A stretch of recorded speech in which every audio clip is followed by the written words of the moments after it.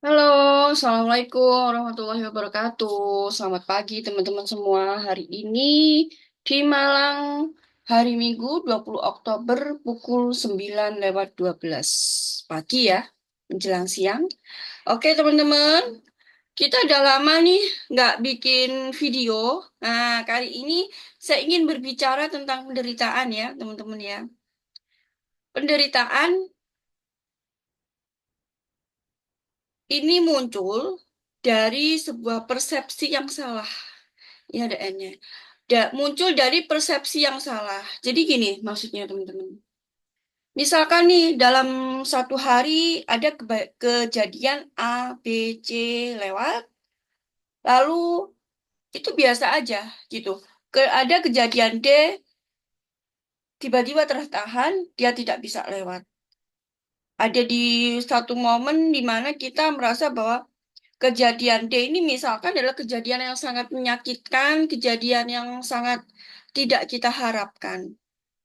Itu tidak bisa lewat. Nah, inilah yang disebut dengan penderitaan karena kita memiliki persepsi yang salah tentang kejadian D tersebut. Padahal kejadian E, F, G, H, dan sebagainya itu bisa lewat, teman-teman. Kenapa hanya kejadian D yang tertahan? Karena sebenarnya, teman-teman, asal semua kejadian itu netral. Kitalah yang menahan kejadian D itu berdasarkan informasi memori yang datang. Misal nih, contoh, ada kejadian A, B, C, netral, it's okay, nggak masalah. Tiba-tiba ada kejadian D. Misalkan Anda ditipu.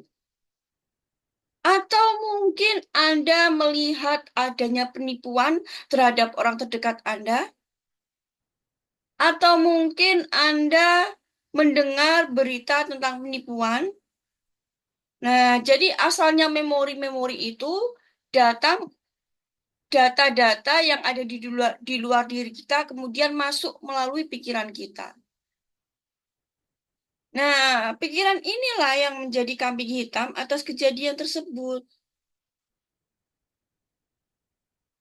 Di dalam pikiran diproses ini baik atau tidak baik. Oh, ini tidak baik nih karena saudaranya ada yang ditipu, keluarganya ada yang ditipu, atau mungkin mendengar berita penipuan. Nah, itulah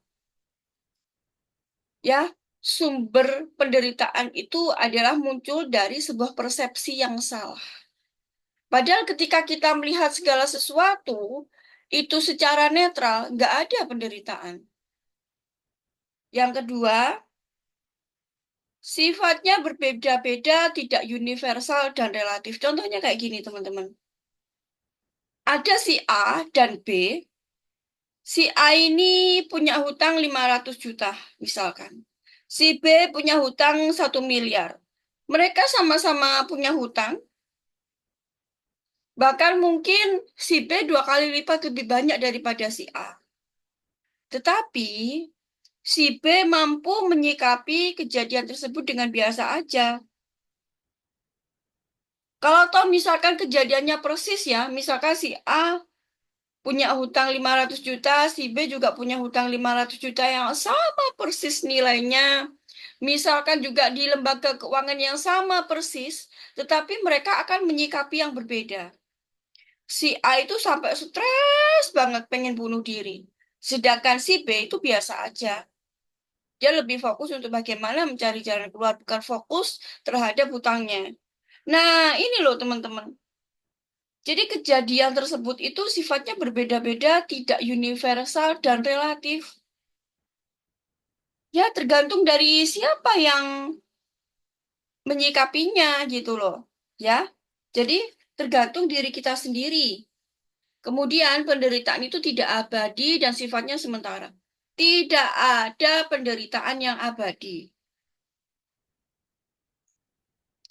Contoh nih, kalau usia Anda sudah berakhir di dunia, apakah penderitaan itu dibawa sampai ke alam kubur? Tentu tidak, karena yang menderita itu adalah tubuh. Yang punya hutang itu adalah tubuh fisik Anda, bukan ruh Anda. tubuh fisik Anda sudah masuk ke dalam tanah. Selesai. Seperti itu ya, teman-teman ya. Kemudian diciptakan oleh pikiran diri kita sendiri, maka kita sendiri juga yang bisa melepasnya. Misal nih, teman-teman, dimaki orang, misalkan, oh kamu tuh sesuatu yang menyakitkan gitu, goblok ya gitu. Kemudian Anda tersinggung, Anda marah, Anda menderita. Apakah penderitaan ini dibuat oleh yang mencaci Anda? Tidak. Karena kenapa kok tidak? Karena jika Anda bersikap netral terhadap penderitaan itu ya nggak ada masalah gitu loh teman-teman. Ngapain? Anda sendiri kan yang memikirkan perkataan goblok tadi, misalkan.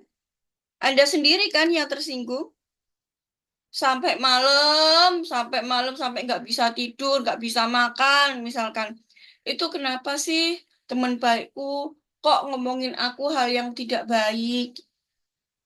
Misalnya kayak gitu. Nah, itu siapa yang menderita? Ya Anda sendiri. Ngapain Anda mikirin hal itu? Ya, kalau Anda emang nggak goblok, ya nggak usah dipikirin, buktikan aja. Iya kan? Nah, jadi penderitaan itu fake ya. Penderitaan itu hati ada di dalam. Bisa nggak orang lain menjangkau hati kita? Nggak bisa. Anda sendiri yang bisa menjangkau hati Anda sendiri. Maka Andalah yang bisa menjaga hati-hati Anda sendiri. Ya? Oke, penderitaan seringkali justru melekat pada, oh ya, manusia, maaf saya salah, manusia seringkali justru melekat pada penderitaan. Iya, biasanya itu kalau seseorang misalkan ya kayak tadi contohnya dimaki, dia malah tambah terbawa di dalamnya itu, kepikiran siang, pagi, sore, malam, semuanya dipikirin, mikirin, terus mikirin. Nah, itu kan melekat pada penderitaan. Padahal ngapain yang ngejelek-jelekin kita aja belum tentu mikir tentang diri kita. Kenapa harus fokus kepada hal yang negatif? Padahal de masa depan lebih baik besok siap menyambut Anda. Nah, seperti itu ya teman-teman ya. Jadi awal mula penderitaan, kemudian bagaimana penderitaan itu, seperti apa sifatnya, ya. Siapa yang menciptakan sudah kita bahas ya teman-teman. Silakan direnungkan. Renungkan video saya ini. Next, kita akan belajar bagaimana mengatasi penderitaan. Oke, terima kasih. Assalamualaikum warahmatullahi wabarakatuh.